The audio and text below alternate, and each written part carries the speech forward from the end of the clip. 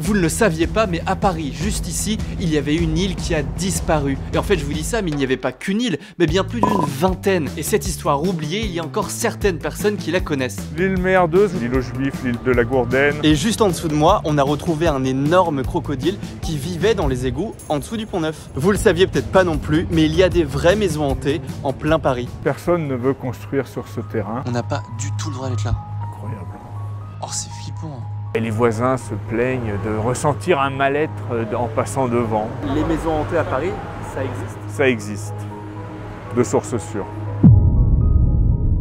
Salut tout le monde, c'est Julien. Aujourd'hui, je vous emmène découvrir les secrets de Paris. Vous allez voir, il y a des trucs complètement fous, mais parfois même un tout petit peu troublants. Pour découvrir tout ça, on rejoint un spécialiste et passionné de Paris.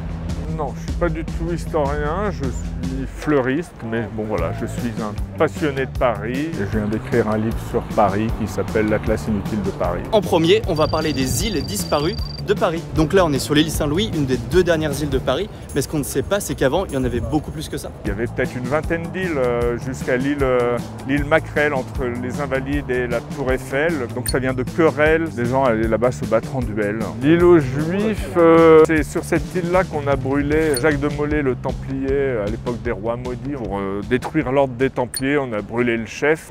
Voilà, un petit feu. À l'époque, c'était pas mal aussi. L'île Louviers, oui, c'était là-bas au niveau de la Grande Tour. Les gens venaient s'entraîner à l'arbalète. Puis après, ça a servi d'entrepôt de bois. Comme voilà, l'île Saint-Louis, c'était l'île aux vaches. Ça s'appelait l'île aux vaches parce qu'il y avait quelques vaches. Il y avait une petite maison pour le gardien de vaches. Il y avait sûrement quelques bandits la nuit qui venaient se cacher. Mais il y en a eu plus récemment des vaches. Il y avait des étables à Paris. Jusque dans les années 1950, il y avait ce qu'on appelait des vacheries. Ouais, il y a plein de trucs qu'on ne connaît pas sur Paris. Oui, il y en a, oui, il y a des choses partout. On a vraiment découvert un crocodile dans les égouts de Paris au niveau du Pont-Neuf qui est resté certainement plusieurs mois dans les égouts quand même. Les égoutiers se sont aperçus qu'il y avait une bête étrange dans les égouts, ils ont appelé les pompiers, c'était bien un crocodile. C'est quelqu'un qui l'avait chez lui, qui l'a lâché. Ils l'ont récupéré, ils l'ont amené, je crois, à la ménagerie dans le Jardin des Plantes dans un premier temps et il est parti après dans un zoo en France. D'ailleurs, on marche sur un pont pour aller à une île disparue, mais ce qu'on ne sait pas, c'est qu'avant les ponts de Paris n'étaient pas du tout comme ça, ne ressemblaient pas du tout à ça. Et tous les ponts étaient habités. C'était sûrement très joli avec les habitations, mais voilà, ça s'écroulait régulièrement, il y avait des feux, ça coupait énormément aussi. Voilà, il n'y avait aucune visibilité sur la Seine. Enfin, je pense que ce n'était pas leur idée d'avoir une visibilité sur la Seine, mais oui, tous les ponts étaient habités. Le premier pont à être construit sans habitation, c'est le Pont-Neuf. Pour revenir aux îles disparues, tu m'as aussi parlé de la fameuse île Merdeuse. Oui, bien sûr. On peut voir là-bas la Samaritaine au niveau des drapeaux. Un petit peu après, c'est le Louvre. Et au niveau du Louvre, dans la Seine, il y avait l'île Merdeuse, qui était un banc de sable mouvant, qui était un peu dangereux, je crois, pour la navigation. À l'époque, le langage était assez fleuri, donc l'île Merdeuse, c'était très bien pour quelque chose qui servait à rien et qui faisait chier. Donc là, on a l'île de la Cité. En pointe de l'île de la Cité était composée d'un petit chapelet d'îles. L'île aux Juifs, l'île de Bussy et l'île de la Gourdaine, qui est maintenant la place Dauphine. Moi, j'aime Paris. J'avais envie de le faire aimer, envie de le montrer à travers un autre regard. Je trouve que Paris conserve vraiment en elle toute son histoire. À la pointe de l'île, là jusqu'à Notre-Dame, donc avant était un petit îlot qui s'appelait la Motte au Paplard, qui lui aussi a été comblé pour être réuni avec l'île de la Cité. Une île de plus qui a disparu. Et du coup, pourquoi elles sont plus là, ces îles? Qu'est-ce qu'on en a fait? Ces îles, on ne les voit plus parce qu'elles ont été rattachées soit à la rive gauche, soit à la rive droite, ou à l'île Saint-Louis ou à l'île de la Cité. Donc l'île Louviers, c'est la dernière île à avoir été rattachée, c'était dans les années 1850. Moi je trouve ça super d'imaginer qu'avant il y avait plein de petites îles dans Paris, ça n'avait rien à voir.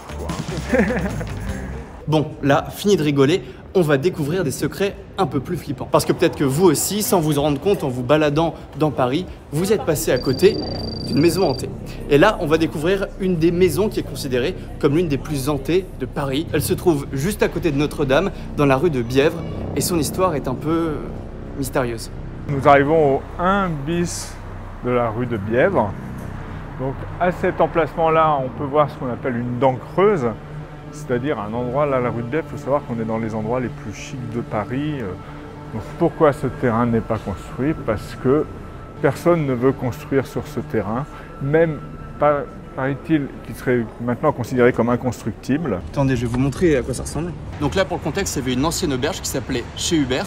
Pendant la Seconde Guerre mondiale, le père Hubert meurt mystérieusement et lègue l'auberge à son neveu Valentin. Et c'est à ce moment-là que des événements mystérieux s'enchaînent. Lui part faire sa promenade, il reste la femme de l'aubergiste. À ce moment-là, entre un gitan qui vient, qui s'installe et qui commence à tirer les cartes mais en lui faisant les yeux doux. Et sauf que Valentin, l'aubergiste, rentre, voit la scène et donc expulse le gitan. Le gitan lui fait un regard méchant mais s'en va. Donc le gitan repasse régulièrement devant l'auberge, puis un jour il rentre. Entre-temps, l'aubergiste Valentin, direct, lui lâche son chien sur lui. Mais là, le gitan arrête le chien en lui montrant ses doigts comme ça. Et le chien s'arrête net et repart voir l'aubergiste, se réfugier auprès de son maître. Le gitan s'en va quand même. Mais le chien, à partir de ce jour-là, devient malade, perd ses poils, se démange, voilà, finit assez rapidement par mourir. Et un jour, ce qui devait arriver arriva, et le gitan re-rentre dans l'auberge. L'aubergiste lui dit de sortir, sort une matraque pour le chasser et le gitan lui fait le même signe comme ça et s'en va. Et l'aubergiste, quelques jours après, est pris de démangeaison, perd ses cheveux et finit lui aussi par mourir. La femme, on ne sait pas ce qu'elle est devenue, elle est partie, certains disent avec un marinier, elle a disparu aussi. Et donc, l'auberge est assez rapidement habitée par des sans-abri, sauf que rapidement, le plafond commence à s'effondrer, les murs se fissurent et le plafond s'effondre. Ils vont essayer d'abattre la maison, mais l'équipe d'ouvriers très rapidement refuse de travailler, se sent mal à l'aise, ont des vertiges, eux aussi se mettent à se gratter. Ils partent et donc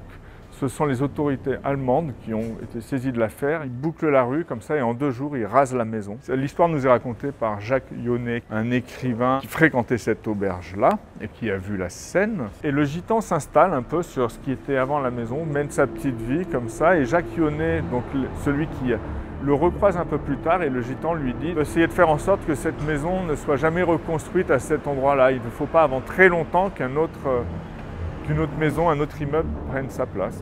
Et depuis, il y a toujours cette dent creuse. Rien n'a jamais été reconstruit à cet endroit-là. Car le terrain est maudit.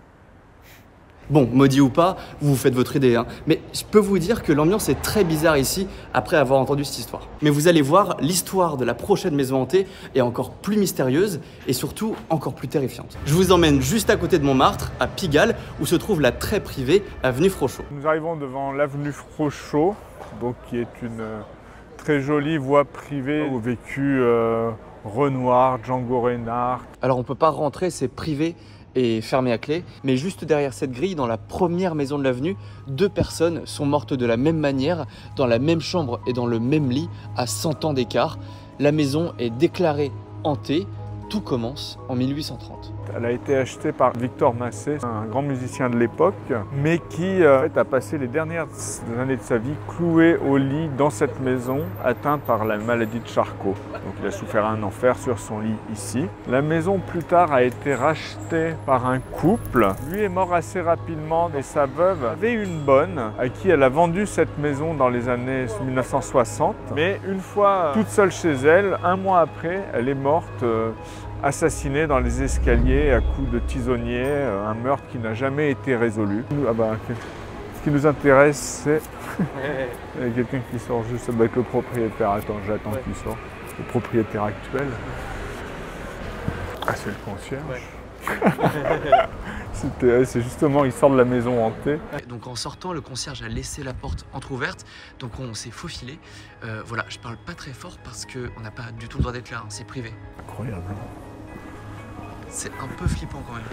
Et donc après le meurtre de la bonne, qu'est-ce qui s'est passé? La maison a été vendue. Je crois que Jack Nicholson était sur les rangs, mais c'est finalement Sylvie Vartan qui a acheté cette maison, qui l'a revendue tout de suite, qui ne l'a jamais habitée, qui l'a considérée comme inhabitable. Et elle se sentait pas bien dedans. La maison a été rachetée par Mathieu Gallet, qui est un écrivain. On l'a retrouvé dans des carnets qu'il avait la sensation de s'être endetté pour acheter son tombeau. Et en effet, lui aussi a été atteint de la même maladie de Charcot que Victor Massé 100 ans plus tôt. Et je crois que maintenant elle appartient à un musicien également qui donne des concerts mais qui ne l'habite pas non plus.